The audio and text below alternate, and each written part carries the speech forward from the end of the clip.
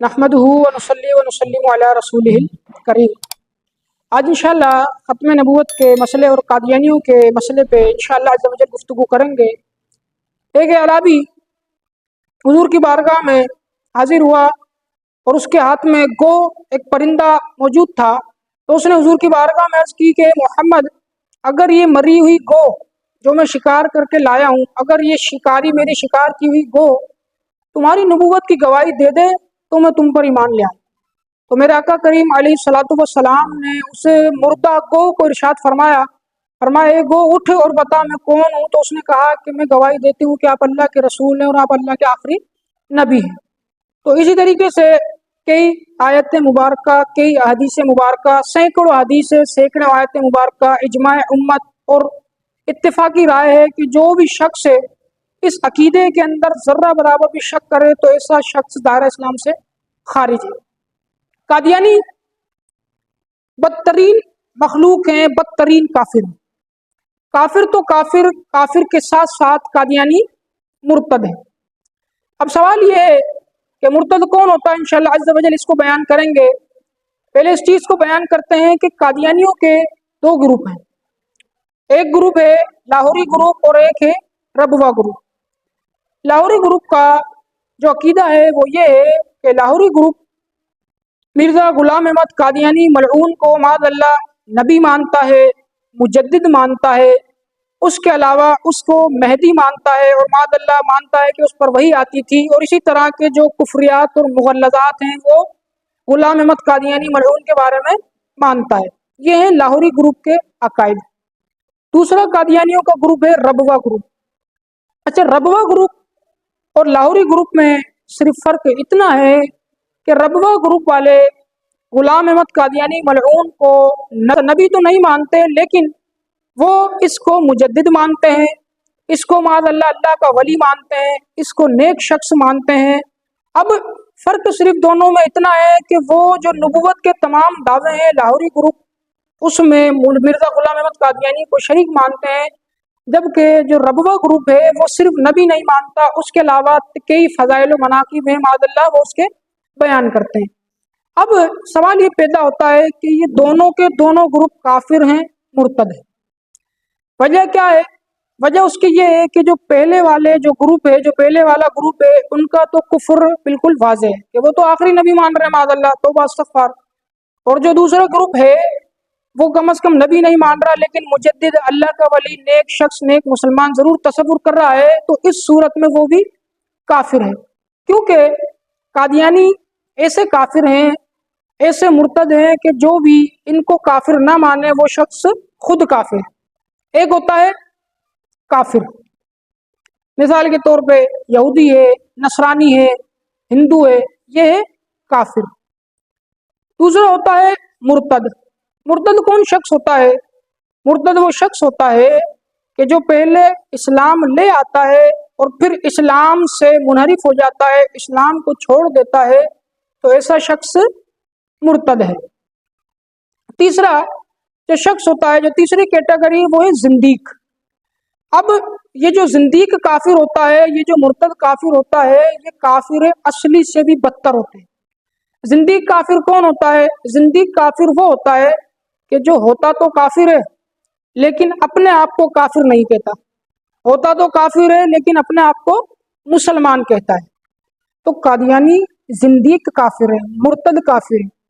کیوں؟ اس کی وجہ یہ ہے کہ ہیں تو کافر، اپنے آپ کو مسلمان کہتے ہیں تو مرتد کافر اپنی عبادت گاہیں بنانا چاہتے ہیں تو مرتد کافر زندیق اپنی جو ہے عبادت خانوں کے آگے گنبد بنانا چاہتے ہیں، معاذ اللہ اذانیں دینا چاہتے ہیں، وہ سارے معاملات مسلمانوں والے کرنا چاہتے ہیں، حالانکہ یہ کر نہیں سکتے کیونکہ زندیق کافر ہے، مرتد کافر۔ اب آتے ہیں معاملات کی طرف۔ تو معاملات کی دو قسمیں ہیں، ایک ہیں دینی معاملات اور ایک ہیں دنیاوی معاملات۔ دینی معاملات جیسے شادی ہے، نکاح ہے اور اس طرح کے دیگر معاملات۔ دنیاوی معاملات جیسے لین دین ہے، قرض کا لین دین ہے، کاروباری معاملات ہیں۔ تو کافر اصلی جیسے یہود و نصارہ، ان سے مسلمان کو اتنی اجازت ہے کہ وہ جو دنیاوی معاملات ہیں کہ جس کا دین پہ کوئی اثر نہیں، جس کا دین پہ کوئی ضرر نہیں، جس کا دین سے کوئی تعلق نہیں، صرف اتنی اجازت ہے کہ وہ کافر اصلی سے دینی دنیاوی معاملات وہ والے کر سکتا ہے۔ اب رہے دینی معاملات، تو مسلمان کو کسی صورت یہ اجازت نہیں کہ وہ کسی کافر اصلی جیسے یہودی ہے، نصرانی ہے، ہندو ہے، بدھ مت ہے، ان سے اپنے دینی معاملات طے کرے یا اپنے کوئی دینی معاملات انجام دے۔ اب یہ تھا کافر اصلی کا مسئلہ۔ اب آیا مسئلہ مرتد کا یا اسی طریقے سے زندیق کافر کا۔ تو زندیق اور مرتد کے بارے میں فقہا نے، علماء نے یہی حکم بیان فرمایا ہے کہ مرتد سے بندہ دینی معاملات کوئی نہیں کر سکتا، وہ دینی معاملات تو وہ کافر اصلی سے بھی نہیں کر سکتا۔ اسی طریقے سے دنیاوی کوئی معاملہ، لین دین ہے، تجارت ہے، اس کے علاوہ قرض کا لین دین ہے یا دیگر اس طرح کے دنیاوی معاملات ہیں، تو مرتد سے، زندیق سے بندہ وہ بھی نہیں کر سکتا۔ تو اس سے یہ بھی معلوم ہوا کہ قادیانیوں سے نہ کوئی ہم دینی معاملہ کر سکتے ہیں، نہ ہی کوئی ہمیں دنیاوی معاملہ کرنے کی اجازت ہے، نہ کوئی کاروبار کرنے کی اجازت ہے ان کے ساتھ، نہ ہی ان سے کچھ خریدنے کی اجازت ہے، نہ ہی انہیں کچھ بیچنے کی اجازت ہے۔ یہ قادیانیوں کے ساتھ دینی اور دنیاوی معاملات کے دونوں معاملات میں سے کسی کا ہمیں حکم نہیں کہ ہم قادیانیوں کے ساتھ وہ معاملات کریں۔ اچھا، ایک بات اور کہ قادیانی لوگ جو قادیانی ملعون ہیں وہ یہ شور مچاتے ہیں کہ ہم پر پاکستان میں پابندی ہے، یا ہمیں پاکستان کی پارلیمنٹ نے کافر ڈکلیئر کیا، یا ہمیں پاکستان کی پارلیمنٹ نے مرتد ڈکلیئر کیا۔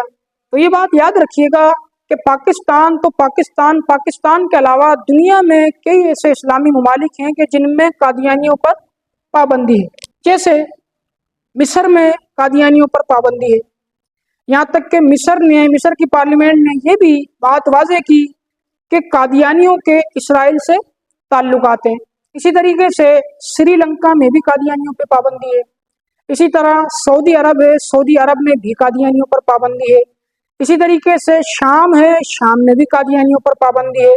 اسی طریقے سے لبنان ہے، لبنان میں بھی قادیانیوں پر پابندی ہے۔ حالانکہ آپ دیکھیں کہ لبنان وہ ملک ہے کہ جس کے اندر 3 طرح کے نظام رائج، ایک تو وہاں پہ عیسائی ہیں، دوسرے وہاں پہ سنی ہیں، تیسرے وہاں پہ شیعہ ہیں۔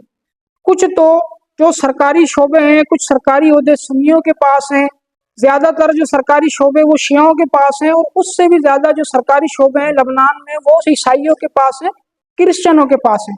یہاں تک کہ آپ اس سے اندازہ لگائیں کہ اگر صدر کرسچنوں کا ہوگا تو وزیر اعظم شیعوں کا ہوگا، وزیر اعظم کرسچنوں کا ہوگا تو صدر شیعوں کا ہوگا۔ لبنان جیسے ملک میں بھی قادیانیوں پر پابندیاں عائد ہیں۔ اس کے علاوہ کئی ایسے اسلامی ممالک ہیں کہ جن میں قادیانیوں پر پابندیاں ہیں کہ نہ وہاں یہ عبادت کر سکتے ہیں، اگر کرتے ہیں تو چھپ چھپا کر کرتے ہیں، نہ ہی وہاں یہ اپنے عبادت خانے بنا سکتے ہیں معاذ اللہ، نہ ہی وہاں پہ یہ معاذ اللہ اذانیں وغیرہ جو ان کی ہوتی ہیں وہ دے سکتے ہیں، یعنی کوئی بھی دینی اور دنیاوی کام یہ وہاں پر نہیں کر سکتے۔ یہاں تک کہ سعودی عرب جیسا جو ملک کے علاقے، سعودی عرب کے جو معاملات ہیں وہ سب کے سامنے واضح ہیں کہ اب جو سعودی عرب کے حالات ہیں کہ ابھی کچھ ٹائم پہلے ہندوؤں نے سعودی عرب کی قبہ مسجد کا دورہ کیا، اور اس کے علاوہ اور بھی جو معاملات ہیں وہ سب کو معلوم ہے کہ وہ جو کنسرٹ انہوں نے کرایا 2022 کے اندر، جس کے اندر انہوں نے کئی اداکارائیں بلوائیں، سعودی عرب جیسے ملک کہ جس کے اوپر یہود و نصارہ کی پشت پناہی ہے، جس پر یہود و نصارہ کا ہاتھ ہے، اس میں بھی قادیانیوں پر پابندیاں ہیں، اس میں بھی قادیانیوں کا انٹر ہونا ممنوع ہے، اس کے اندر بھی قادیانی داخل نہیں ہو سکتے۔ وآخر دعوانا ان الحمد للہ رب العالمین۔